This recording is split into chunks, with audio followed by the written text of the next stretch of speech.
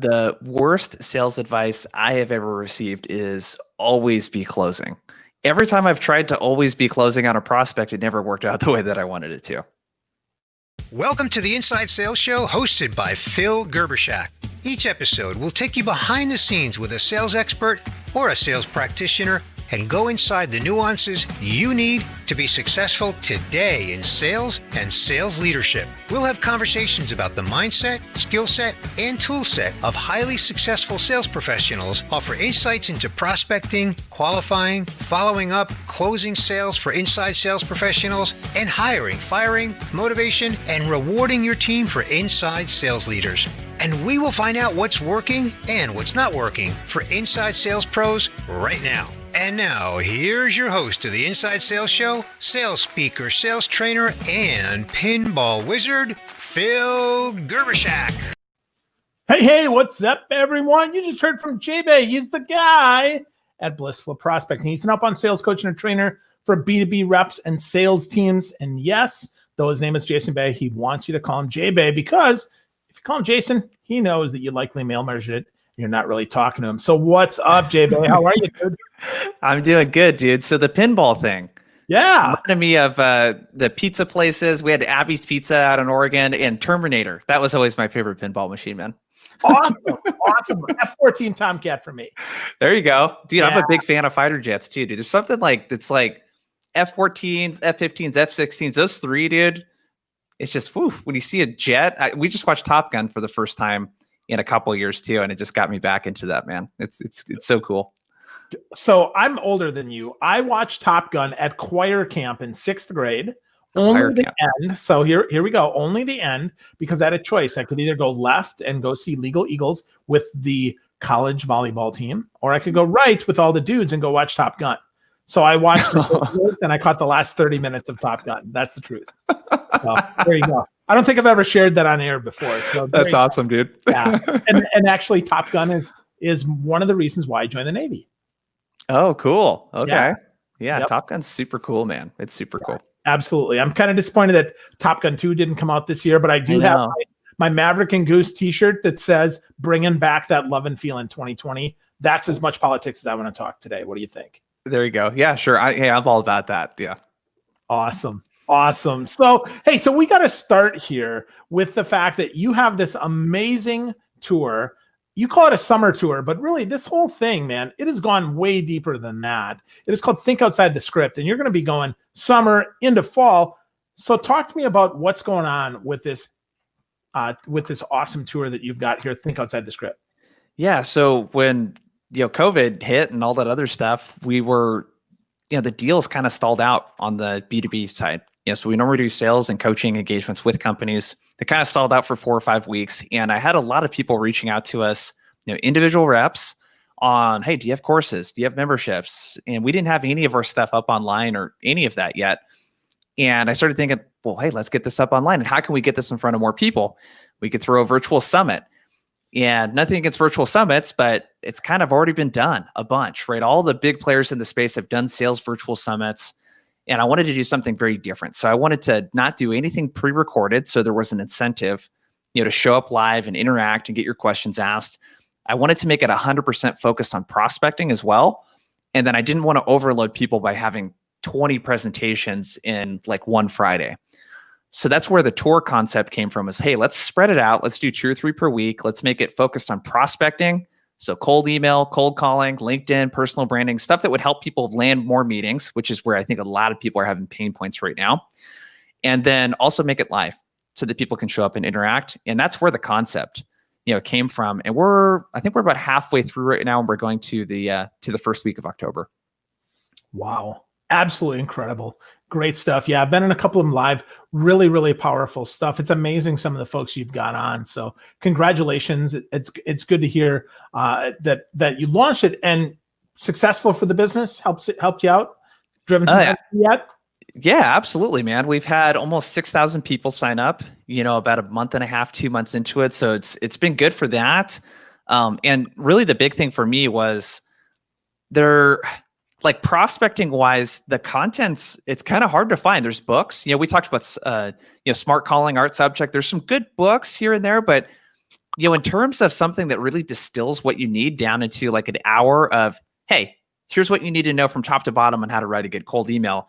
There's not a lot of great content out there like that. And that's where I really wanted to deliver it and get some good stuff for people that's actionable. It's not super pitchy. We're not trying to sell products to people on the webinars. It's just really about value. And that's been the big part of it. So I think there's just been a lot of new reps and sales teams that are now aware of what we're doing and what we're talking about, which is cool, man. So it's been good so far. Awesome. I'm glad to hear that. So you talked about cold email. Let's start there, right? You've got this awesome reply method. That's actually one of the first things that bumped into me when I was researching you is the fact that the average cold email response rate is 1%, cold call 1.48. So for those of us scoring at home, that's 1 out of 100 emails, 1.5 out of 100 cold calls actually land the way that we want them to, right? That actually do something useful. So what's this reply method? How is this way more useful? Because I think it is. It's certainly great for me. Well, just to kind of segue into what we were talking about earlier, the thing that's always been kind of weird to me when consuming content related to prospecting, cold emails, cold calls, is it's always like someone's template and there's never any explanation of like the formula behind it or the framework behind it. So it's like, cool, I can see a template that worked for this software company and I don't sell software. Or I see this template that worked for this company that has like a no-brainer giveaway, like something they can give away for free. Yet I'm wondering how that applies to me. So we started out Blissful Prospecting by doing done-for-you appointment settings. So we would write the email copy for people and send it out on their behalf. And that took a long time. It took me 6 to 8 hours to write an email sequence. And what I started to figure out was patterns. What are the things that we're looking for every time? Where are the questions that we need to ask the client? Because we had to learn their business and their prospects. What do we need to get from them? And then what are the patterns we found in the emails that we're able to set appointments? And that's where the reply method came from, was creating more repeatability around the messaging. And there's a couple parts to this, but I think where it really starts is empathy. And it's being able to not say, hey, I hope you're doing well right now. None of that kind of BS, like COVID related stuff. I'm talking about true empathy.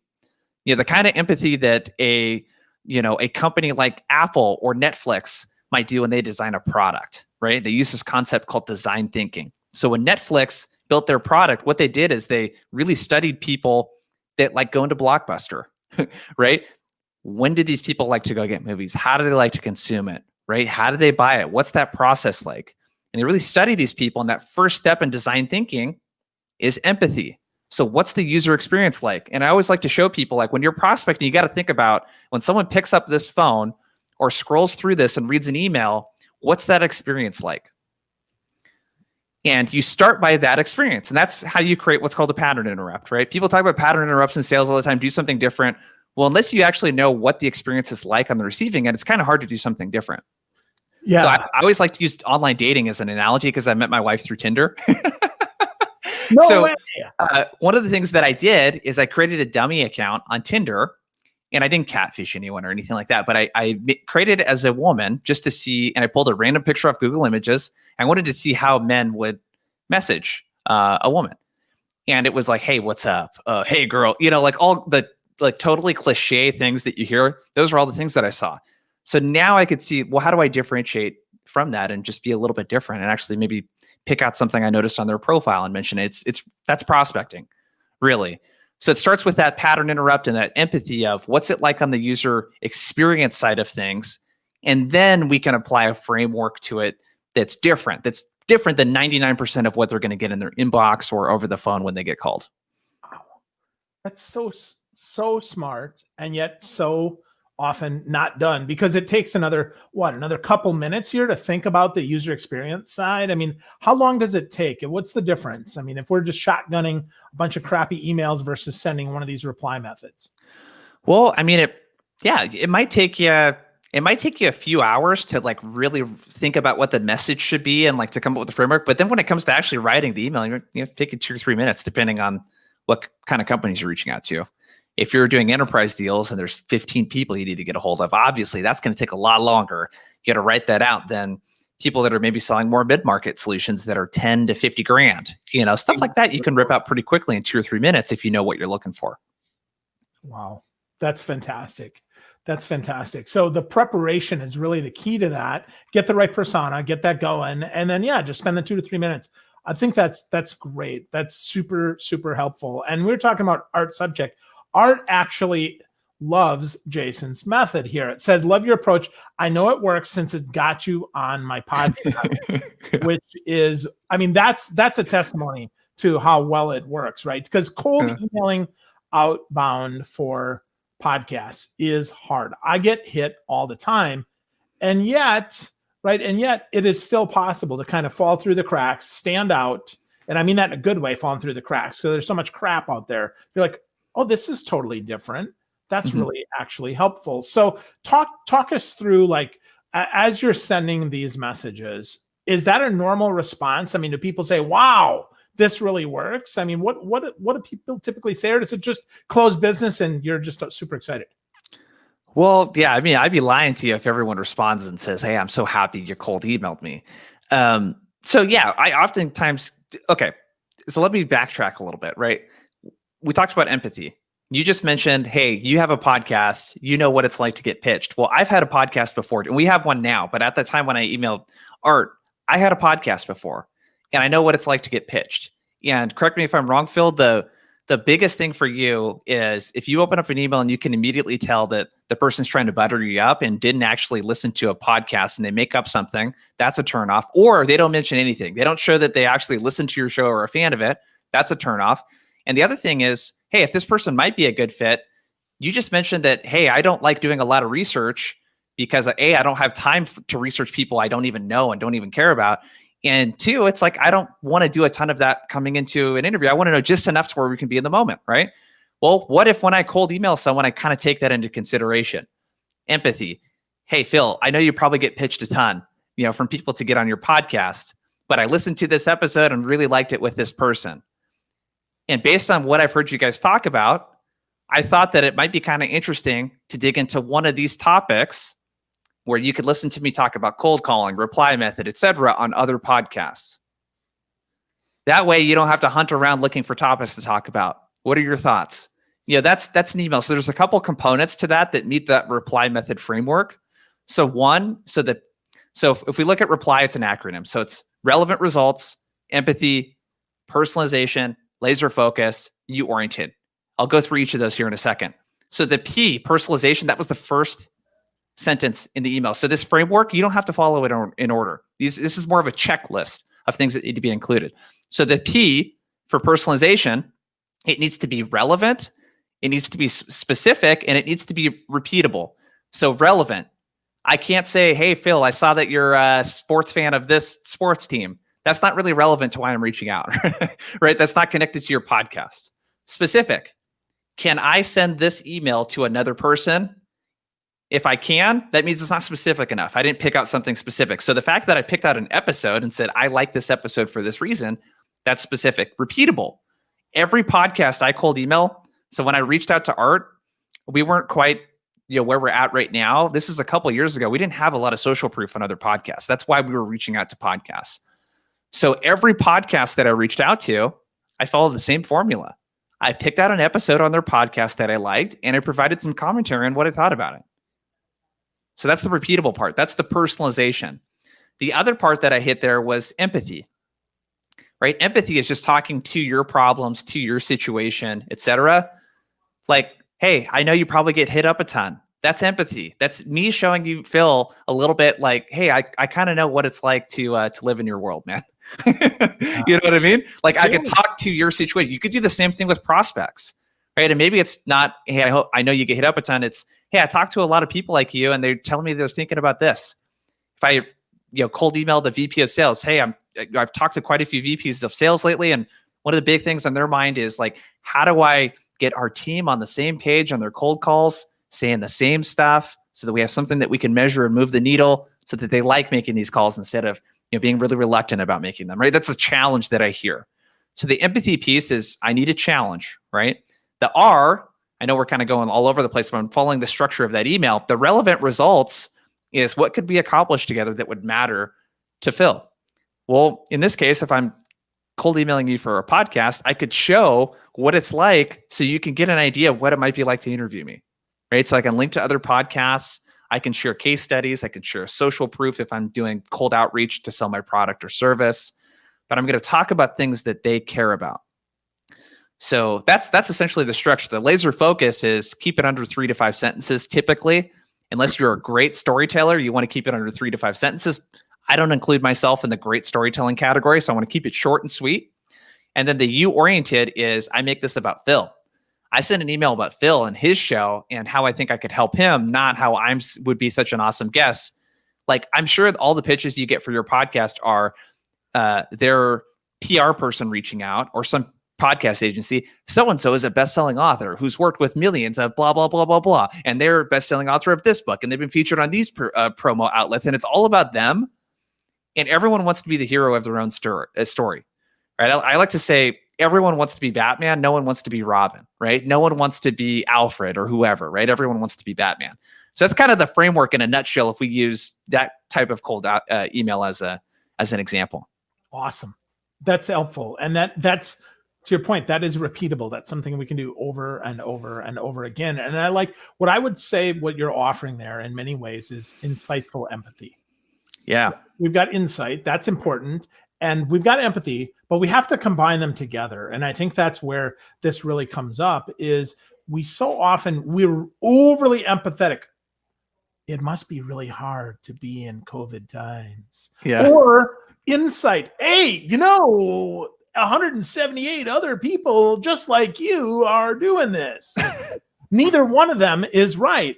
I think you have to have both. That insightful empathy is really good. And that reply method makes so much sense. So as we're going here, can we use that reply method on video? Can we use it on the phone? Is it the same no matter what? Or is there a better way to video prospect? And let's segue from there into maybe some phone tips. Yeah, so great question. So the reply method is going to be a good framework for your message, and then you have to apply context to that. So I just gave you an email example where with emails, there's a hey, Phil at the top, and at the end, there's a interested in learning more, interested in chatting, any thoughts, question mark, right? So that's the email approach. Video is going to follow a very similar format. And what I recommend, by the way, is not that you pick one channel over the other channel. Let's throw LinkedIn in there too. You should do everything. Sequencing, the TLDR for your Reddit users out there on sequencing is you should have 12 to 15 touches in a sequence spread out across 2 to 3 channels, and it should be about 30 to 45 days in total. Those are kind of the guidelines for a good sequence. So it should include a combination of emails, phone, and social, and you can throw video in there as well. But video is going to be very similar to what I mentioned in the email.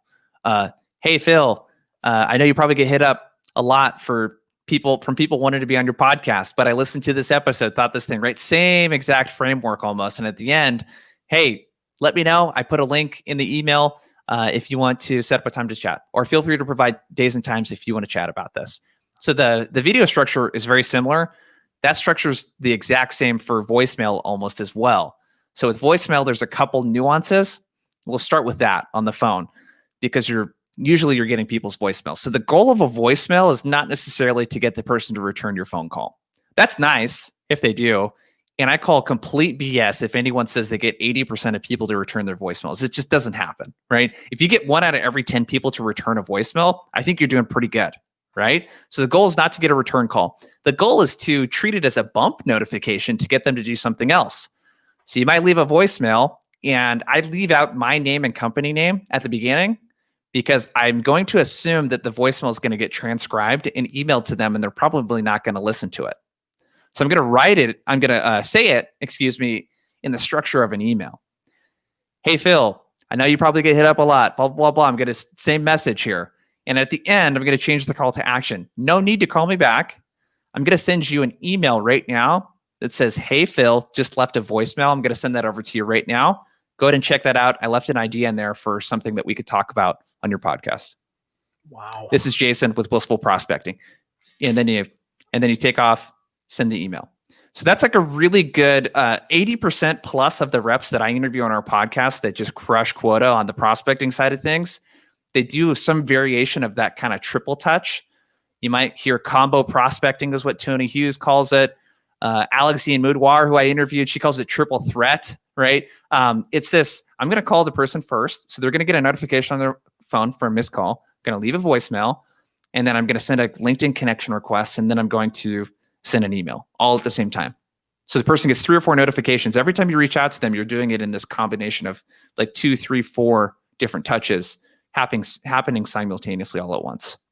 And people don't get annoyed with that. I mean, that's always the push that I get back from sales reps, right? Is, I'm bothering people. What do you find with that?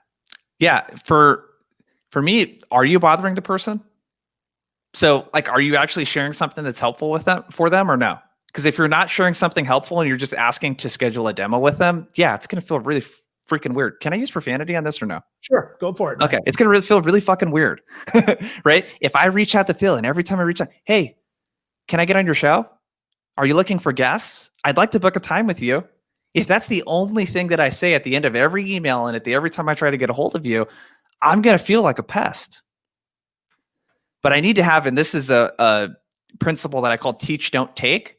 I need to have ways that I can reach out to this person and actually share something with them. What are other companies like theirs doing right now? Wow. How could I teach something in return for this person's time instead of just taking their time to do a 30-minute demo?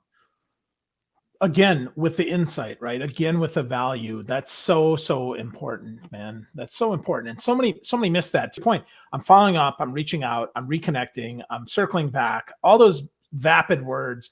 Of course that crap doesn't work. Let's be really clear, right? That's why you have less than a 2% response thing, because you haven't added a bit of value to folks. So you actually have to add that value. I think that's really, really, really important. And that's probably the most important thing that you've said as we go here, is that we have to do that.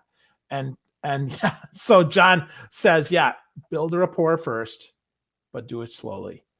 Absolutely, right? No sense jumping in here. We're not getting married. We're not trying to, get hooked up on the first date. But you said you met your wife on Tinder. I met my sweetheart on Bumble, and she did not have magic words either. So I've got to ask, did you have some magic words there that for those listening that are hoping people, they can find a date? I mean, what do you got here, Jay?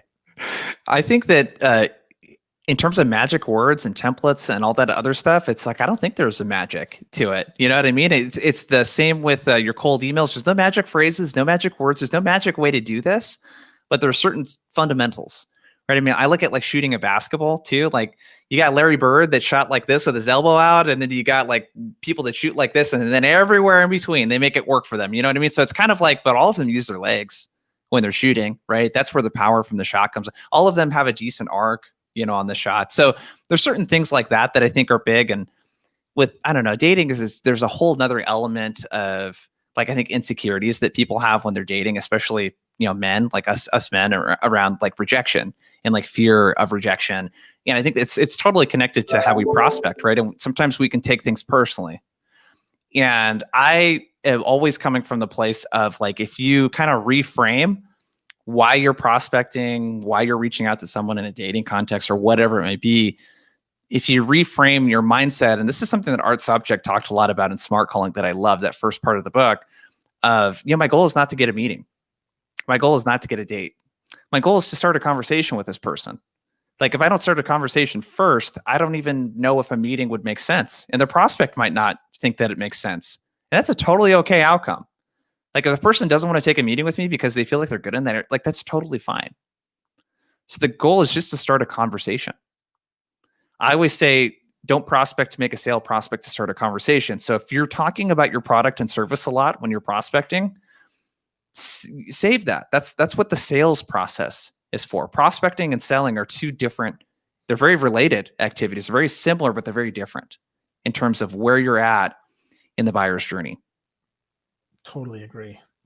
So many miss that. I think, sales development, prospecting, all of that, very different skills, very different things, qualifying, all of that, different skills related. It's part of the process, right? But certainly not the only process. And I think that that's good insight there. Good insight there. So, okay. So let's switch gears here. Let's talk a little bit about tools, right? Let's do a little bit of tool time here. Let's talk about the best sales tool that people have likely never heard of. And it doesn't necessarily have to be something obvious like telephone or email. It could be just about anything. So JBay, what is your tool that you love that you can't live without that maybe everybody hasn't heard of? This is kind of an interesting one. Lucid chart. I really like Lucid chart because you can create diagrams for things. And one thing I've been getting really into is sketchnoting. So you take notes, and instead of writing a lot of words, you actually draw shapes and diagrams and all kinds of other stuff. And the concept here is that you can remember stuff a lot better when it's visual.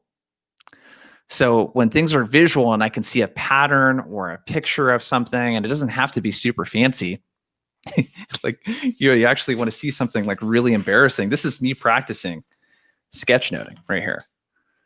Right? It's just different little shapes. That's just practicing, right? And the thing that I started doing with Lucid Chart, it's if you're not a good artist, it's a way that you can create these diagrams and workflows, and you can plot out your workflow for a cold call.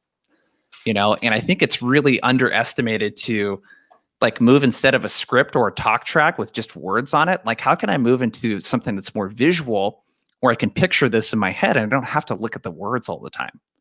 And you can count more on the process and following the process versus following the words. And I think that's where scripts and talk tracks get really powerful, is if I understand the framework and understand how things are connected. It's really the relationship with how parts of the conversation are connected that are more important than the actual words that you're using. Awesome. So good. So have you read Mike Rohde's book? Have you read the Sketchnote book? No, I haven't. Yeah, that one's on my list of things. What I've been doing is just YouTube videos. And I just started doing this a couple weeks ago. And what I will do is I'll just sit and watch TV now and just kind of practice and like try to visually write out stuff during meetings. I've been doing that. My goal is in like 6 to 9 months or so. What I would love to do is be able to run a sales training on Zoom and be able to have the camera facing down like this on a piece of paper. And I would love to just sketch out the concepts. I think that'd be super cool. That is cool. That is cool. Well, you should get Mike on your tour, man. Mike is great. So really great guy. Mike Rohde. He's the guy who did the Sketchnote handbook. He's kind of the brains behind the Sketchnote Army, the first person that I know of. And funny enough, he's the person who created my first business cards. Oh, cool. 15 years ago. So yeah. So we'll talk about that after, but that's really cool. So awesome. So lots of stuff there, right? Great tool of sketchnoting, Lucid Chart. I know Gabe Villamazar will be super excited that you mentioned Lucid Chart. So Gabe, if you're listening, you owe Jason money. So, all right.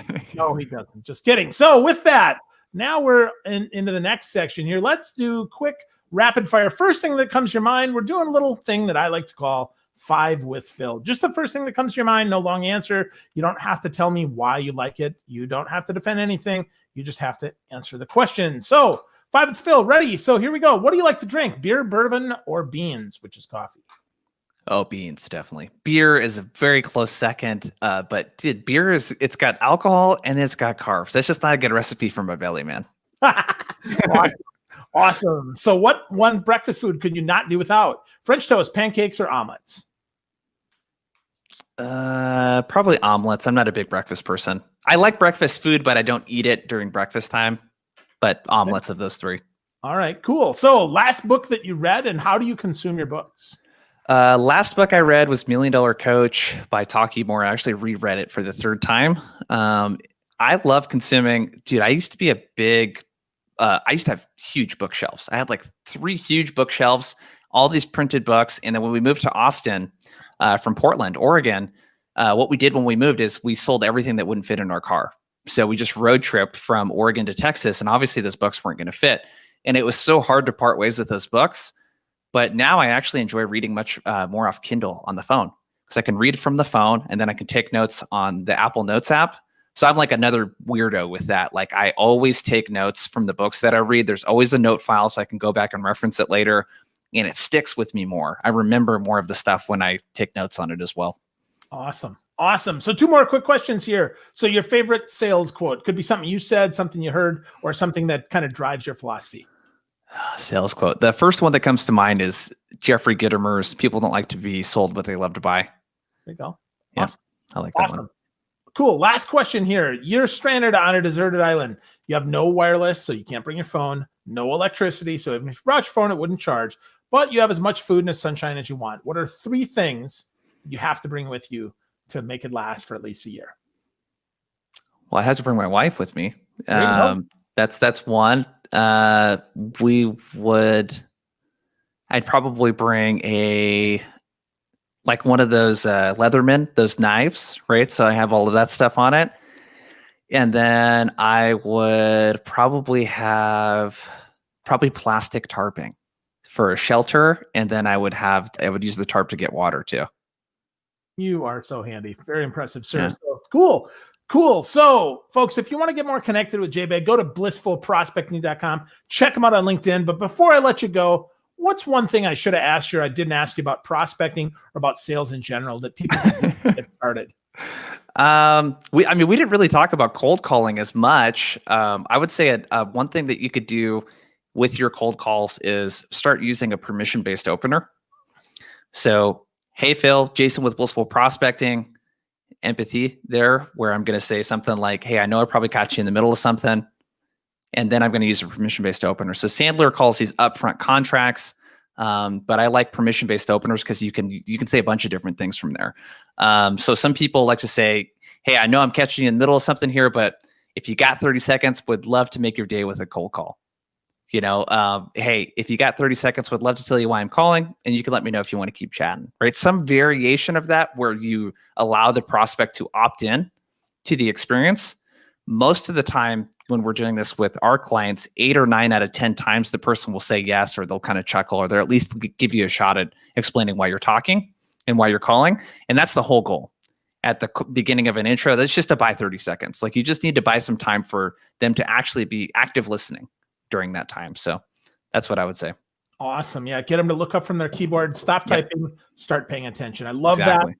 And yes, we didn't talk much about cold calling, so I'll have to have you back on again. We'll go deeper. We'll talk about cold calling because you dropped some awesome smart bombs with us. The reply method is great. I love the fact that you talked about empathy. I love that you thought about design thinking and that you've got sketchnoting. And what I really think is smart is at the end here, you reminded us to use a permission-based opener. Ask for permission. Don't just assume it. Really great stuff, JBay. So blissfulprospecting.com is your home. I know you're active on LinkedIn as well. Anywhere else you want to send people if they're looking to learn more about you?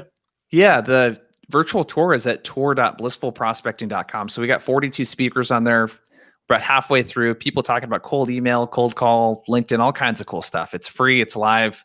Tour.blissfulprospecting.com is where you can check that out, and check out the replays too of the ones that have already happened. Awesome. Yeah. Great suggestion, right? Check out the tour.blissfulprospecting.com. Really good stuff. JBay, thanks for spending some time with me, man. I learned a lot, and I can't wait to talk to you again next time about cold calling. Yeah, you bet, man. This